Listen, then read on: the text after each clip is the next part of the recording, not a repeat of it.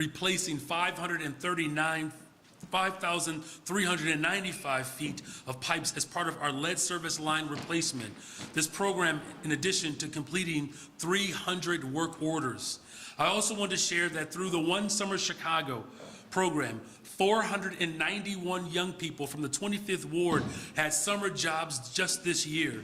And that number is up from the previous year as part of our commitment to increasing youth employment opportunities.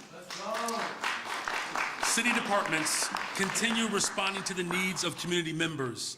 In the 25th Ward, DSS conducted 49 clean vacant lot requests and worked on 271 neighborhood improvement projects, in addition to their daily services to cleaning and beautifying our streets. And a very special city service is offered here in the 25th Ward. It's home to Chicago's Animal Care and Control, where they continue to host adoption events and offer fee-waiving dog vaccines and, of course, microchipping and so many other services. And I see for the first time in the history of me being mayor, there's an actual dog at my press conference. So you see how we roll here in the 25th Ward. Even the dogs are supportive of building a better, stronger, safer Chicago. The 25th Ward is a vibrant, historic, and culturally rich neighborhood, and we're committed to serving and uplifting it.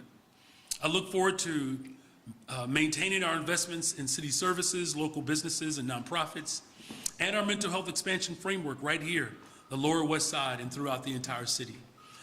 This only happens with collaboration, and I want to thank all the city leaders and community partners who are investing in our people and enriching our community together. Thank you. With that, we'll take questions. Oh, I'm sorry. And with that, I will pass the mic to Pastor Lozano. Thank you. Peace and power, everyone. My name is Reverend Tanya Lozano Washington. I am one of the chair people here at Healthy Hood Chicago and the pastor at Holy Ground, where we all stand today. And we stand here after a community conversation about the implications of this pivotal moment in our city's history, not just in the context of challenges we face, but also in the midst of a political climate that's using fear and hate to divide us. As a nation, we are grappling with the very real consequences of a leadership that stokes fear to manipulate, control, and distract. This fear is not abstract. It's real, and it has very real consequences for the health of our communities. The fear we face in our city and in our neighborhoods and in our families, it's not just about what may happen. It's about what is happening now. The fear of being left behind, the fear of being unheard, the fear of living in a world where you feel that the systems that are supposed to protect you are actually working against you. This fear weighs heavily on our mental and physical health, and it leads to the violence in our communities. The disillusionment is not a sign of personal failure. It is a natural reaction to the world we live in. Our bodies and minds aren't meant to handle the kind of trauma we've been exposed to. This trauma of systemic inequality, of war, of violence, of being constantly told that the problems are too big and we're too small. The trauma is deep, and it is not an illness, but a product. We need leadership that doesn't respond to fear, more punishment, more division, but with solidarity, with real investment in people and in healing. We need leaders who are willing to stand firm, not just to protect our communities from the threats we know are coming, but to provide the tools and networks of support that will help our communities heal. They are urgent. While it may come with criticism, we know that transformation requires change. Change in how we approach our people's health. Change in how we address mental health, not just with Band-Aid solutions, but with comprehensive care. That means therapy, medication, and most importantly, purpose. Purpose is what heals. When people see that, and it is this belief in purpose that has driven programs like ours here at Healthy Hood, where we invest in our youth, not just by giving them jobs, but by training them, educating them, and showing them that they have the power to transform their communities. Every summer, we engage 100 youth, ages 16 through 24, through the One Summer Chicago program. This is not just about summer jobs. This is to address the real root causes of violence and mental health struggles. This summer, we worked with Northwestern to track mental health outcomes from our program, and we saw a measurable improvement, a 3-point increase in mental health scores. That's not just progress. That's proof that when we give our communities city, We can no longer afford to work in silos, isolated from each other, offering piecemeal solutions. We need to build networks of support that connect people to the resources they need. We need to ensure that everyone in the city has access to mental health care, healthy food, to education, to jobs, and to the resources that allow them to thrive, not just survive. We are proud to stand with our mayor, who is choosing to invest in real solutions, not just the quick fixes that have failed us. Courage. Courage to do something different. Courage to break from the status quo. And courage to invest in the future, even when the path ahead is not always clear. Our work is not finished. It's just begun. The transformation we seek will not come overnight, but with leadership this is not just the beginning of the healing we need. It is the beginning of the healing we deserve. Now, I am truly honored to introduce an example of leadership that embodies the struggle towards transformation. A leader who understands that the issues of our community, our city, our nation, and our world are intertwined and must be addressed as such. I'm proud to introduce my alderman, Alderman Byron Siccho Lopez.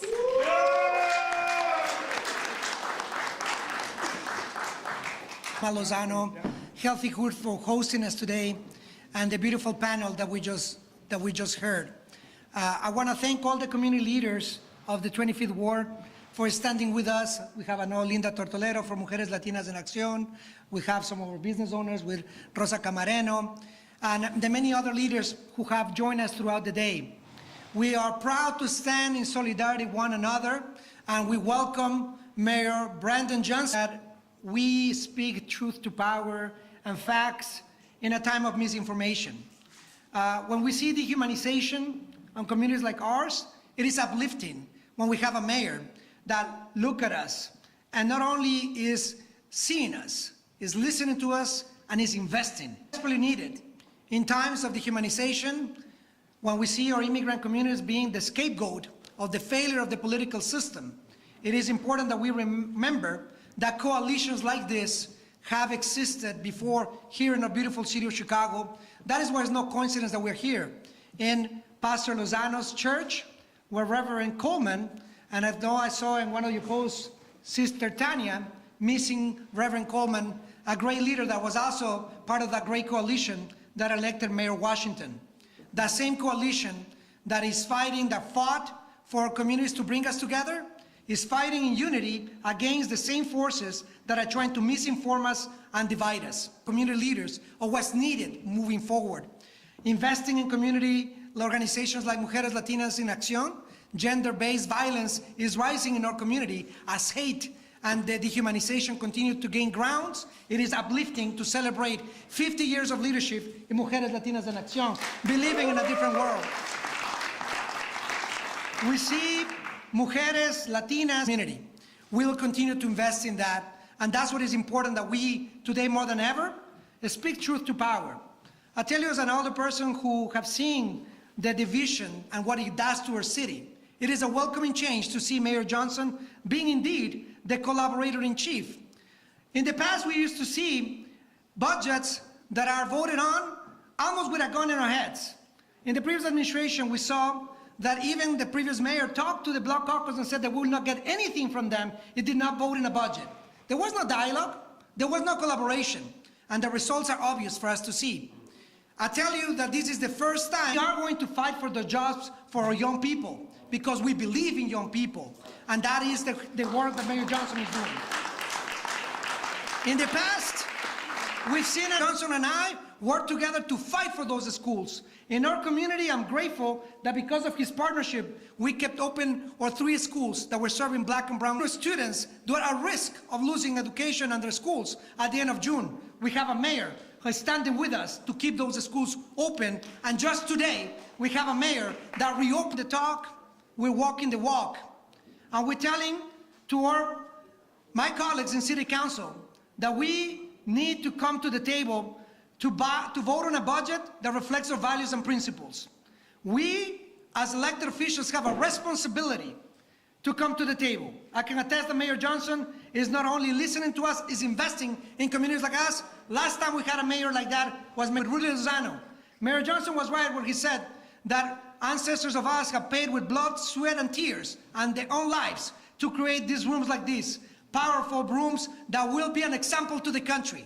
We're not afraid, and we're going to fight back for the right, the human rights, for immigrant rights, for reproductive rights, for labor rights. Chicago is a welcoming and sanctuary city because of the fight of people in our community. And we're proud to stand with you, Mayor Johnson, in these dark times. It is uplifting to see a city that fights back. So without further ado, I would like to now introduce a leader that in the small business community is showing with actions that our community continues to fight in despite of the time. So I want to introduce now Rosa Camareno, one of our small business owners. Me da gusto y un honor presentar a una de las dueñas de uno de los negocios pequeños de la comunidad, que estuvimos hoy tomando, ahora que estamos comiendo con el alcalde Johnson, disfrutando de nuestra comunidad, inclusive en tiempos muy difíciles, cuando muchos estaban cerrando. Ella ha luchado muy duro con su familia, es un negocio familiar de nuestra comunidad y estamos aquí orgullosos de apoyarla también a ella. Tengo el honor y el gusto de ahora presentar a Rosa Camareno, la dueña de La Esperanza, uno de nuestros grandes negocios y restaurantes de la comunidad.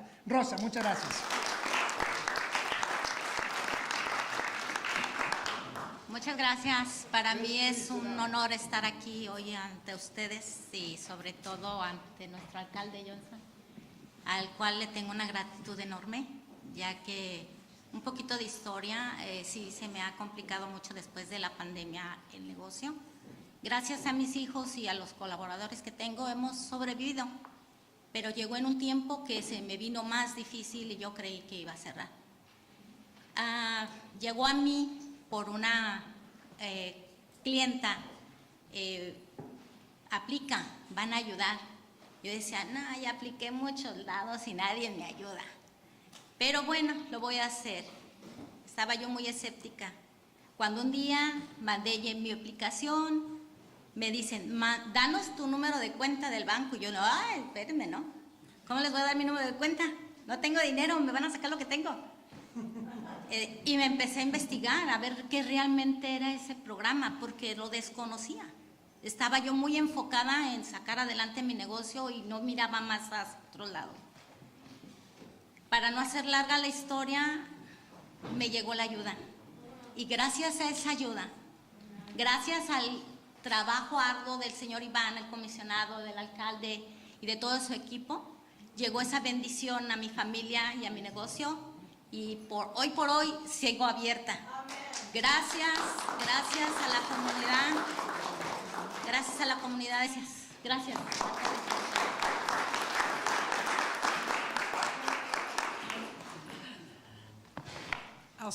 I'll start my remarks in Spanish and then I'll continue in English. Hola, mi nombre es Linda Xochitl Tortolero, presidenta de Mujeres Latinas en Acción. La misión de Mujeres es empoderar a las latinas a través de la prestación de servicios que reflejen sus valores y cultura y defiendan los asuntos sociales que marcan una diferencia en sus vidas. En Mujeres proveemos servicios para sobrevivientes de violencia doméstica y asalto sexual, programas de apoyo a padres, emprendedores, mujeres y líderes en la comunidad. Es un gran honor haber recibido la subvención del alcalde Brandon Johnson y del Departamento de Asuntos Culturales y Eventos Especiales de la ciudad de Chicago. El año pasado, Mujeres celebró nuestro 50º aniversario y hoy Mujeres es la organización latina dirigida por latinas más antigua del país. Para celebrar este gran logro, nos embarcamos en un proyecto documental para capturar la historia de mujeres. Una historia que es únicamente de Chicago, orgullosamente en Pilsen. Ha crecido desde un grupo dirigido por voluntarias dedicadas a convertirse en una organización con más de 70 empleados. Esta subvención de la ciudad apoyará al lanzamiento de este documental y nos permitirá seguir compartiendo la historia de mujeres con nuestra comunidad a través de la ciudad y durante el próximo año en el resto del país. Tenemos grandes planes para el documental, en parte proyecciones en Puerto Rico, Washington, D.C. y Nueva York. Gracias nuevamente por apoyar a nuestros esfuerzos por compartir las cinco décadas de mujeres latinas, de historias, lágrimas, resiliencia y alegría. Hello, my name is Linda Xochitl Tortolero, President and CEO of Mujeres, Latinas, and Accion. Mujeres' mission is to empower Latinas through providing services which reflect our values and culture, and by being an advocate on the issues that make a difference in their lives.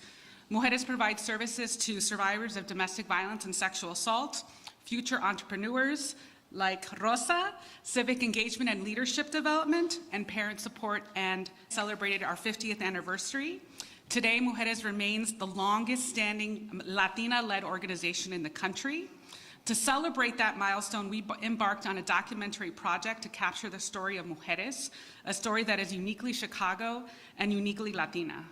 Mujeres, founded in 1973 and proudly headquartered in Pilsen, it has grown from a group of dedicated Latina volunteers to an organization with more than 70 employees in 3 offices. This grant from the Department of Cultural Affairs and Special Events will kickstart our release of that documentary and allow us to continue to share Mujeres' story with our community across the city and the next year across the country. We have great plans for the film, including screenings in Puerto Rico, Washington, D.C., and Nueva York. Thank you again for supporting our efforts to share Mujeres' 5 decades of stories, tears, resilience, and joy. Now I'd like to introduce the Chicago Department of Public Health Deputy Commissioner, Matt Richards. Thank you. Good afternoon, everybody. I'm Matt Richards. I'm the Deputy Commissioner of Behavioral Health at the Chicago Department of Public Health. I'm here representing our Commissioner, Dr. Simbo Ige. I wanted to tell you a little bit about why today is so important for the Health Department. We just opened a new health hub, the Pilsen South Ashland Health Hub at 1713 South Ashland. If you've followed the story of city-run mental health clinics in the city of Chicago over the last 30 years, it's all been about them closing. It's been about clinics getting closed. It's been over a generation since a mayor has stood in front of a new mental health clinic and opened the doors for people. It's been over a generation. It's always been about closing doors, not opening them. And so it was powerful today, Mayor, to be there, for our team to be there with you and to cut that ribbon and say, we're gonna do something new. We're gonna do something new with investment. And so it's our honor as the Health Department to serve this community. We feel truly blessed to get to be here. I want to tell you a little bit about our services. We provide free mental health services, free vaccine and immunization, women, infant, and children, nutritional support services, free nursing care. If you need care, please call us at 312-743-7500. It'd be our honor to serve you and to serve your family. This is part of a bigger plan, the mayor's plan, the people's vision for mental and behavioral health. The mayor gave us the assignment to open 2 mental health clinics this year and to expand our 911 alternate response system to become a public health-led mental health response team. And I'm proud to tell you we will have that done next month when we open the Roseland Mental Health Center back up in the Roseland. So it shows you the power of investment. When we invest in people, new things become possible. And so for us, it's really powerful to get to be a part of that. And with that, I'll welcome the 57th Mayor of the City of Chicago, Mayor Brandon Johnson, back to the speaker. Thank you. All right, thank you. Thank you all. With that, we'll take questions.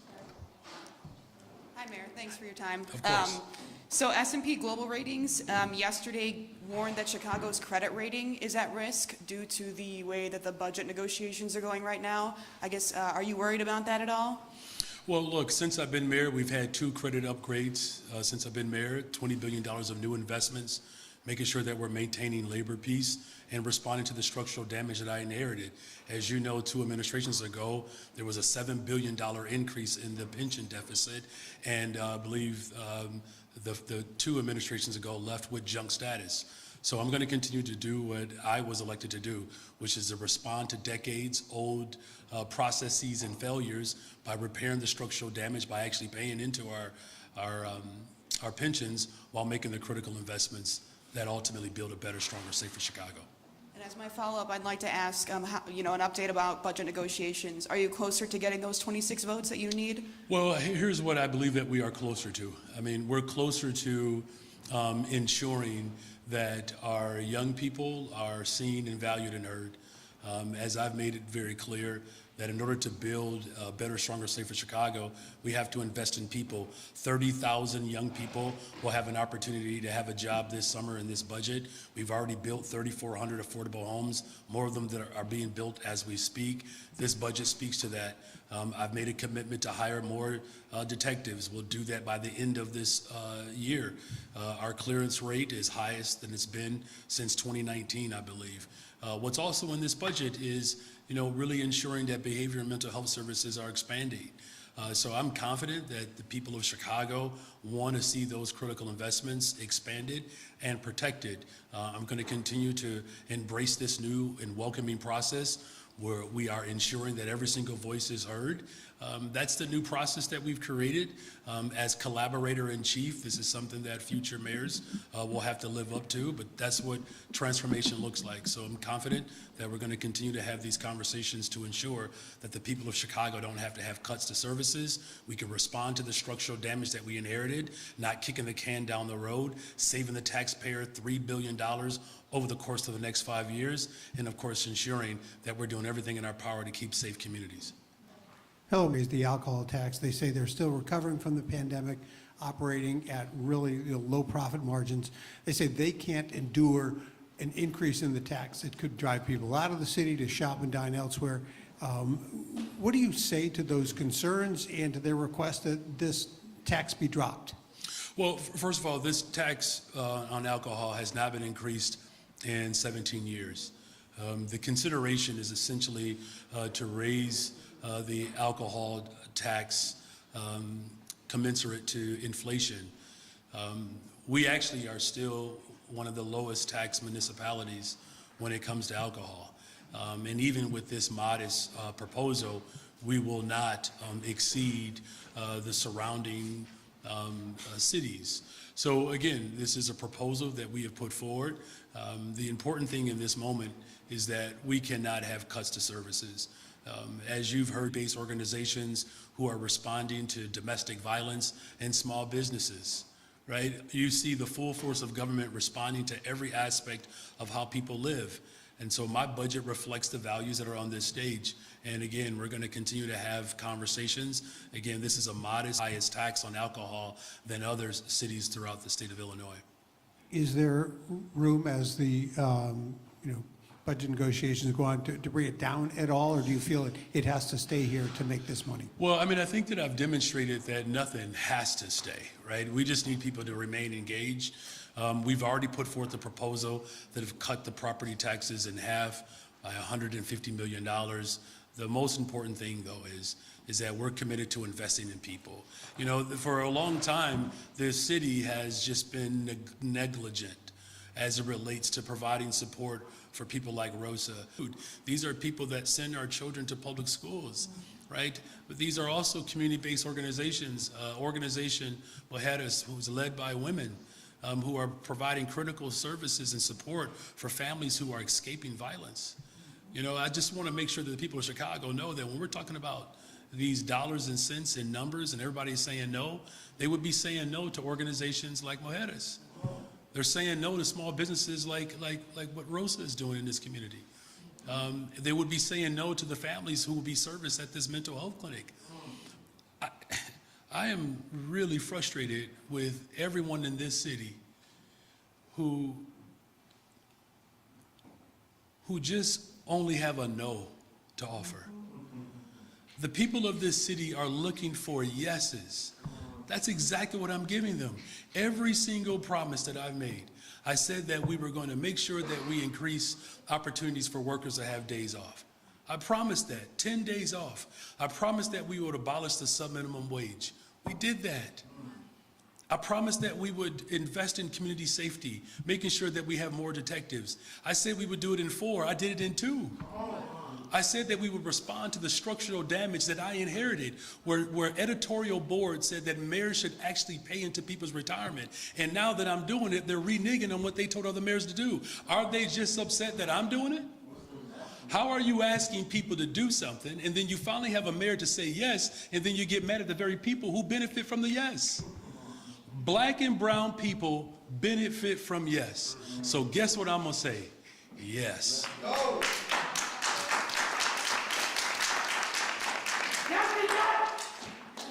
Sí se puede. Hi, Mayor Francia from Blog Club Chicago. Question, you talked about the upcoming Trump administration and what CPD is not cooperating with ICE officials, but given the shelter closures and the new arrival population that we have, who all of them may not have been submitting asylum processes or have their cases resolved, is your administration taking any measures to protect these individuals who could be at greater We're risk? not going to cooperate. We're not going to ask our police force to serve as ICE agents. We're not going to do that. We are working hard to restore confidence with community and policing. Why would we put police officers in a position where the community can't trust them? We're not cooperating with that madness. Here's the part that's actually really ridiculous. If I were President of the United States of America and I had absolute control over the House and the Senate and the judicial branch of government, guess what I would be calling for on day one? Reparations. Guess what I would be calling for day one? Real comprehensive immigration reform policy so families who have been waiting for real recognition, that they don't have to wait for 20 years in hiding after establishing an entire life in America, as well as building our economy. It's a waste of power. People in this city have been living in anxiety, and fear for too long. And so we're going to continue to protect families. You know, what new arrivals are experiencing, I remember, because I was a social studies teacher, remember the story of black folks in the South going into the Western hemisphere of this country, which was called Indian Territory. And there was a city there that was welcoming, called Tulsa, until it wasn't. And they bombed the hell out of black people, terrorizing black folks while they were building an economy in this country. You think I'm going to allow this president to repeat the sins of previous administrations, intimidating people because they want a better life? You can have black existence and brown existence in this world. It would be nice if white supremacy wouldn't be intimidated by it. Use the power to invest in black, brown, Asian folks, the multicultural, intergenerational movement of working class people that are more interested in being able to afford their groceries. What was your question again? Is the city doing anything, We're implementing going to do any everything in our measures? power to protect people in this city, everything. So in other words, we will do whatever is necessary. Okay, any more questions from the press? Okay, that's all? Oh, this was great. Thank you all. Have a great day.